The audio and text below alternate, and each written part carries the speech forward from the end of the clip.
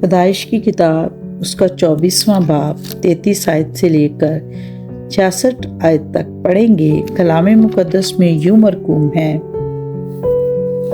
تب اس نے کہا، میں ابراہیم کا نوکر ہوں اور خداوند نے میرے آقا کو بڑی برکت دی ہے اور وہ بہت بڑا آدمی ہو گیا ہے، اور اس نے اسے بھیڑ، بکریاں، گائے، بیل اور سونا چاندی اور لونڈیاں اور غلام اور اونٹ اور گدھے بخشے ہیں۔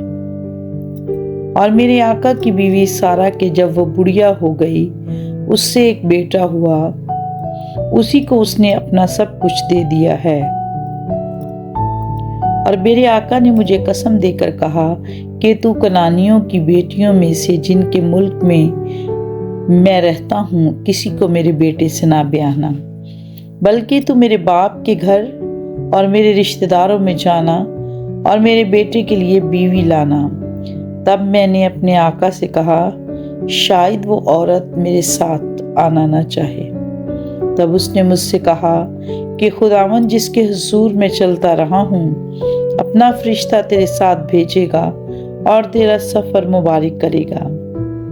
تو میرے رشتہ داروں اور میرے باپ کے خاندان میں سے میرے بیٹے کے لیے بیوی لانا، اور جب تو میرے خاندان میں جا پہنچے گا تب میری قسم سے چھوٹے گا، اور اگر وہ کوئی لڑکی نہ دیں تو بھی تو میری قسم سے چھوٹا۔ سو میں آج پانی کے اس چشمے پر آ کر کہنے لگا، اے خداوند میرے آقا ابراہیم کے خدا، اگر تو میرے سفر کو جو میں کر رہا ہوں مبارک کرتا ہے تو دیکھ پانی کے چشمے کے پاس کھڑا ہوتا ہوں، اور ایسا ہو کہ جو لڑکی پانی بھرنے نکلے اور میں اس سے کہوں کہ ذرا اپنے گھڑے سے تھوڑا پانی مجھے پلا دے، اور وہ مجھے کہے کہ تو بھی پی اور میں تیرے اونٹوں کے لیے بھی بھر دوں گی، تو وہ وہی عورت ہو جسے خداوند نے میرے آقا کے بیٹے کے لیے ٹھہرایا ہے۔ میں دل میں یہ کہہ ہی رہا تھا کہ ربکا اپنا گھڑا کندھے پر لیے ہوئے باہر نکلی اور نیچے چشمے کے پاس گئی اور پانی بھرا۔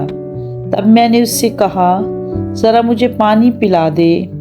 اس نے فوراً اپنا گھڑا کندھے پر سے اتارا اور کہا، لے پی اور میں تیرے اونٹوں کو بھی پلا دوں گی۔